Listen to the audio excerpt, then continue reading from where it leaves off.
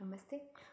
म चाहिँ आज एउटा कविता पढ्न भनेर आएको छु। यो कविता चाहिँ मैले खासमा इन्स्टा रिलमा भेटेको हो अनि त्यसपछि मैले यो मेरो पेपरमा पनि सारेँ अनि आज चाहिँ कोही नभएको बेलामा घरमा रेकर्ड गरिरहेछु।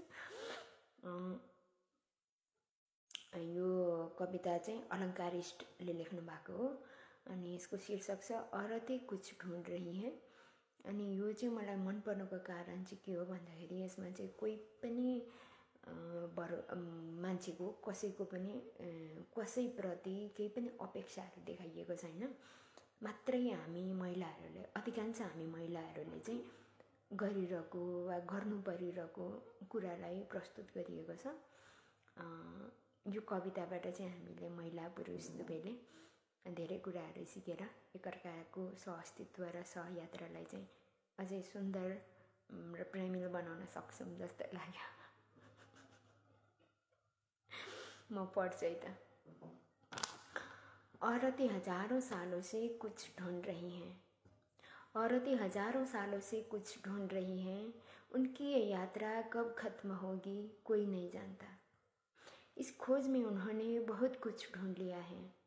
रोते बच्चों में भूख ढूंढ ली, घेरियाते पतियों में स्नेह ढूंढ लिया, गुस्सेल पिता के आधिपत्यों में ढूंढ ली चिंता और स्नेह, माँ की चुप्पी में ढूंढ ली मजबूरी, बहन की आंखों में ढूंढ पाई वो सपने, सहेलियों के रिश्ते में ढूंढ पाई वो बेईमान प्रेमी, मैडमों के तानों में वो ढूंढ पाई चेतावनी। इस तरह वो ढूंढ पाई।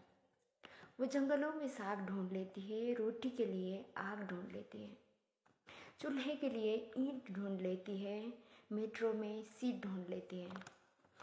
आधिकारिक कामुकता के बीच में से वो ढूंढ लेती है तरक्की। इस खोज में वो बंध गई बेहतर, पर नहीं ढूंढ पाई वो अपना घर। कभी वो पुरुषों के हाथों का फन रही, कभी अपने ही घर में पराया धन रही। इस तरह हजारों सालों से ये चारों पे ढूंढ रही है। घर जैसी औरतें घर ढूंढ रही हैं। कविता चाहिँ यति नै छ। तर मैले चाहिँ यो किन पनि रिलेट गरेँ भन्दाखेरि म आफै एकजना महिला हो होइन। अनि मेरो दिदी बहिनी साथी सङ्गी मैले काम गर्दाखेरि मेरो कलिग्स अनि मेरो भाउजू दिदी फुपू आमा माइजू बोजू सबैजना हुनुहुन्छ। अन्त उहाँहरूबाट सुनेको कुराहरू आफूले देखेको कुराहरू अनि आफैले भोगिरहेको कुराहरूसँग चाहिँ यो रिलेट हुन्छ क्या।